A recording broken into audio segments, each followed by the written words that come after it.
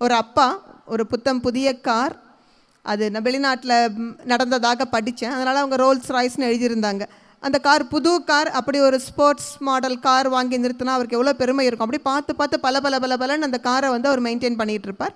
அப்படி முன்னாடி அந்த காரை அவர் தொடச்சிக்கிட்டு இருக்க பொழுது என்னமோ பின்னாடி கரகரன்னு சத்தம் வரும்.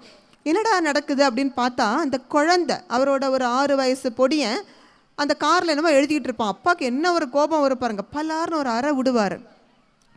குழந்தை துடிச்சு போகும். அவருக்கு அப்பவும் மனசு கேட்கல. அந்த கல் இருக்குது பாருங்கள், இதை நடந்த செய்தியாகத்தான் நான் படித்தேன், but how far it is ட்ரூன்னு தெரியாது. அந்த கல்லை எடுத்து என்ன பண்ணுறாருன்னா, அந்த குழந்தை கையை வந்து ஓங்கி நசுக்கிடுறாரு.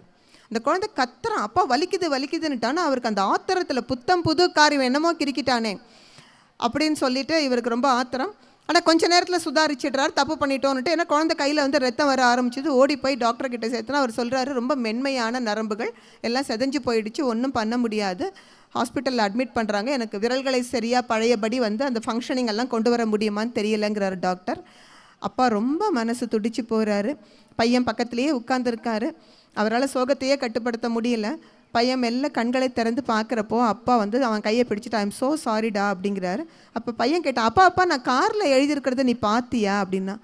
இல்லையேடா பார்க்கல, நீ போய் பார்த்துட்டு வாப்பா, நான் அப்புறம் பேசுகிறேன் உங்ககிட்ட.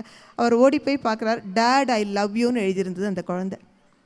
இன்னமும் நொறுங்கி போகுது அவர் மனசு. பாருங்கள், நமக்குத்தான் பொருட்கள் எல்லாம் விலை உயர்ந்தது, குழந்தைக்கு அன்பு மட்டும்தான் தெரியும். அந்த அன்பின் மொழியை நீங்கள் பேசும் பொழுது நிச்சயமாக உங்கள் குழந்தைகள் நல்ல குழந்தைகளாகத்தான் வருவாங்க.